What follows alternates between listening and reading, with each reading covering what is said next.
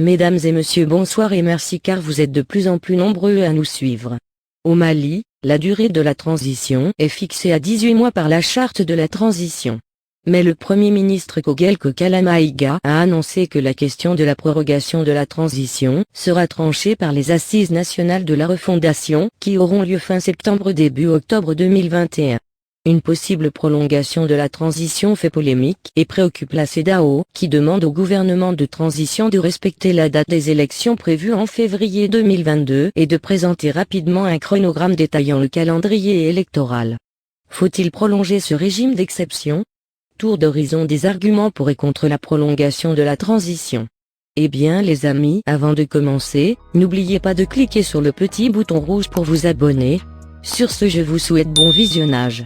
Le débat enfle au Mali sur la durée de la transition à 5 mois de sa fin programmée, telle que définie par la charte de la transition.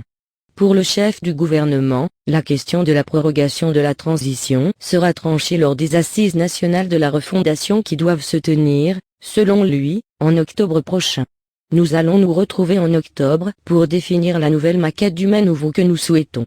De cette maquette, on tirera les différentes réformes qui sont nécessaires.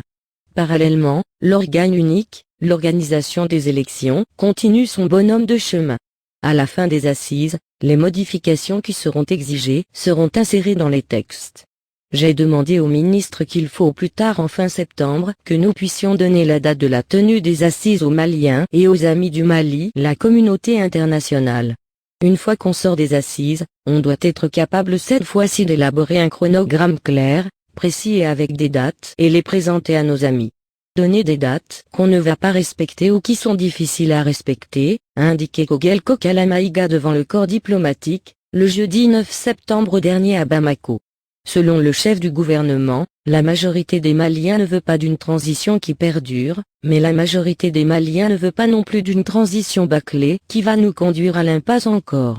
Le Premier ministre n'est pas le seul à défendre une prolongation de la transition au Mali.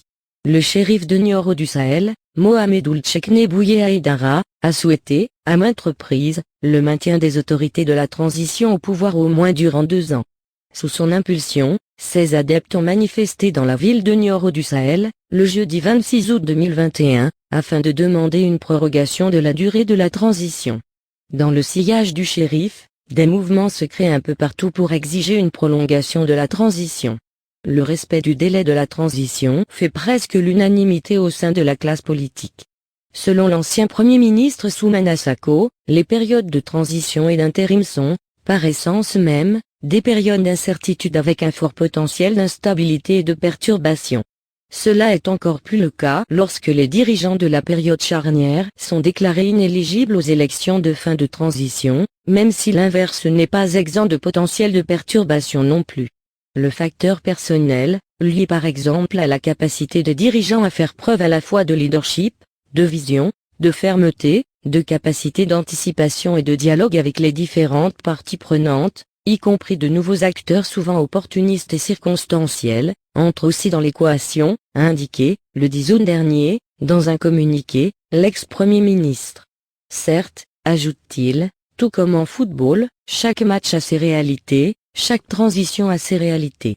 Il n'en demeure pas moins que, au total, plus une transition est courte, mieux ça vaut, met en garde Soumaïla Sako.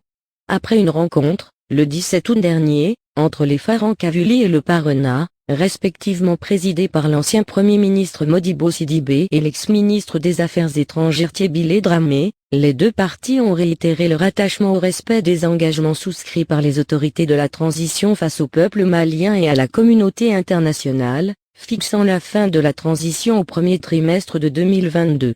Ils ont invité le gouvernement à actualiser le calendrier électoral conformément à cette échéance et à le publier. Le Parena a d'ailleurs refusé de participer, le lundi 6 septembre dernier, à une réunion sur le programme gouvernemental relatif aux assises nationales de la refondation et à la création de l'organe unique de gestion des élections et autres sujets connexes. Le Parena précisera qu'il ne se reconnaît pas dans l'organe unique du Premier ministre. Pour sortir de la fatalité des scrutins mal organisés, notre parti a proposé un organe transitoire de gestion des élections, ANGE. De toute évidence, les autorités de la transition préparent un chaos électoral, sinon rien n'explique le cavaler seul et l'inaction dans lesquelles elle baigne, a indiqué, dans un communiqué, le parti du Bélier Blanc. La coalition des partis et regroupements politiques pour une transition réussie au Mali est aussi intransigeante sur le respect de la durée de la transition.